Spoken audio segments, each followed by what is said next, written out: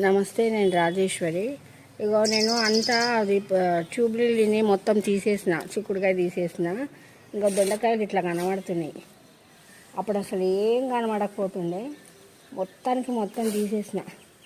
ఇంకా రాధమనోరు కూడా ఎంత మంచిగా చేసిన, ఒక్కటే ఉంది ఇక రాధమనోరు. కానీ పూలు పూనిస్తలేదు, ఏం పూనిస్తలేదు, మొత్తం పాకిపోయింది.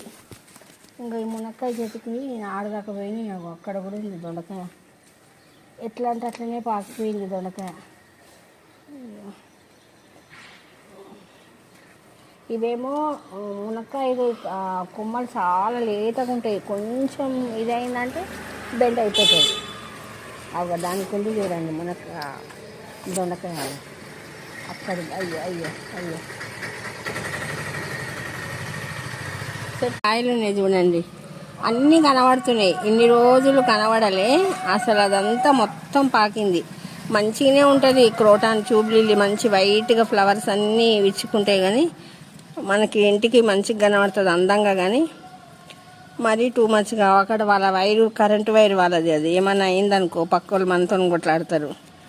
అందుకే తీసేసిన అండి. కాకపోతే నేను అరుణాచలం నుంచి ఇంకొకటి తెచ్చుకున్నా, అది ముందు జాలికే వేసేసిన. ఇక జాలి అయితే మనదే కాబట్టి ఉంచుకోవచ్చు. ఇంకా చూడండి ఎన్ని దొండకాయలు వచ్చినాయి చూపిస్తాను, ఆగండి. ఇదో ఈ చిన్న హార్వెస్ట్ అండి. ఇన్ని దొండకాయలు వచ్చినాయి. అదంతా పోవడం వల్ల క్లియర్గా కనబడ్డది.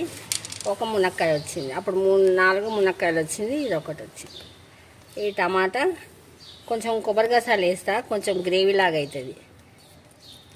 ఈరోజు మాదేనండి, ఈరోజు ఇదే మాకు కూర మధ్యాహ్నము. నా వీడియో మీకు నచ్చితే లైక్ చేయండి, షేర్ చేయండి, సబ్స్క్రైబ్ కూడా చేసుకోండి. ఓం శ్రీ మాత్రే.